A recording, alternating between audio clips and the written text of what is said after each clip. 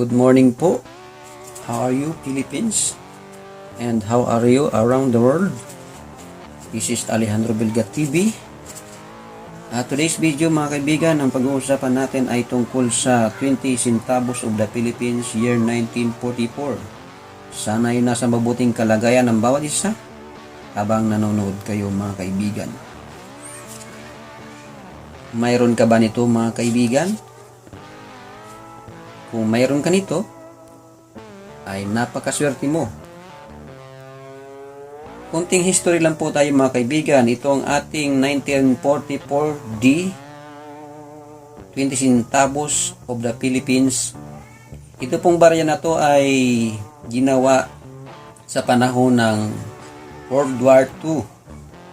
At ang presidente noon sa kapanahon ng iyon ng digmaang Pilipino-Amerikano mga kaibigan ay sina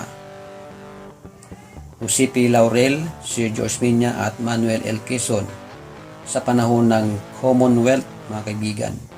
Ang World War II po ay sumiklab noong 1939 to 1945. Ang barya po na to ay napakaganda at magandang koleksyon, lalo na kung ang hawak nyo ay bio condition. At makita nyo po dyan at 20 centavos at ang standing girl Liberty na may hawak na hammer, pero sa tingin ko parang maso siya na nakapatong sa anvil, yan, sa pandayan. At mababasa nyo dyan ang Filipinas. Mapansin nyo dyan F ang ginamit, Filipinas. Then sa likod niya ay ang Mayon Volcano na aktibong sumasabog. Mayroon pang usok mga kaibigan. Ayan po yung ating coin at ang gilid niya ay reeded edge. At ang kanya namang harap, ito po yung harap. Mababasa niyo dyan United States of America at 1944. At mapapansin nyo dyan sa may bandang kaliwa ang letter D. Yan po ay, in meaning niyan ay ginawa siya sa Denver Mint sa Amerika. Kasi po mayroon po tayong tatlong company na gumagawa ng barya sa Philadelphia, sa Denver at sa San Francisco Mint. Yan po yung tatlo ang pinakamalaking gawa ng barya sa Amerika. At nakikita nyo po dyan yung eagle, simbolo ng Amerika. At the same thing, symbol din ng Pilipinas ang eagle. Tatlong star ay Luzon, Visayas, Mindanao. At makikita nyo din yung sa ilalim ng tatlong star yung kastilyo ng Spain. At ang lion na may buntot na fish at may hawak na sword o espada. Sa ilalim ng lionfish or sa ibabaw ng 1944, mababasa nyo dyan mga kaibigan, kung malinaw pa yung inyong barya sa pagka-engrave, ay yan po ay Republic of the Philippines ang nakasulat. Ayan po yung kunting history ng ating coin.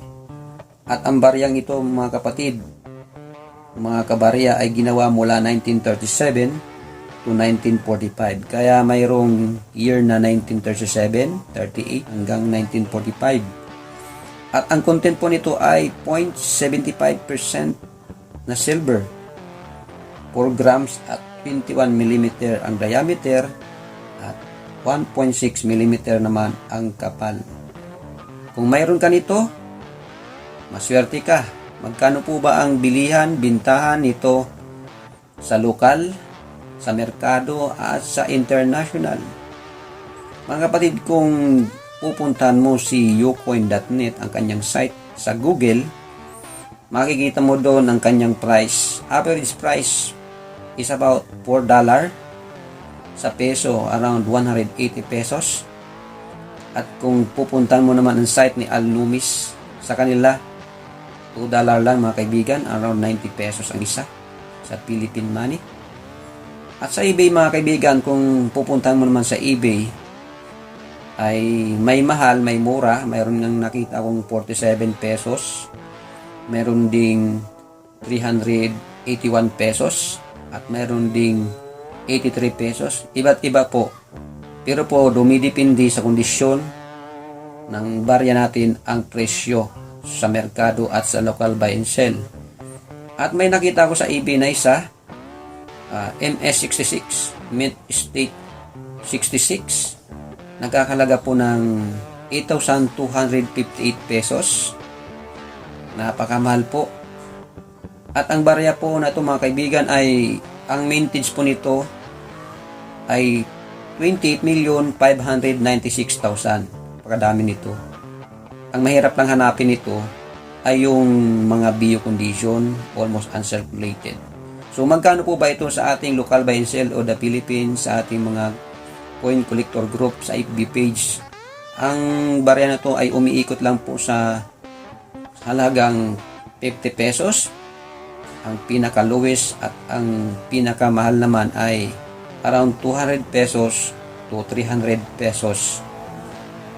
Yan po ang presyo sa ating local buy and sell. Kaya kung mayroong nakikita kayo at may nagsasabi at napapanood na 100,000 ito or 20,000 ang isa nito, ay huwag po kayong maniwala. Kasi sinabi ko nga na 28,596,000 ang ginawang barya na 1944D na barya ng Pilipinas mga kaibigan.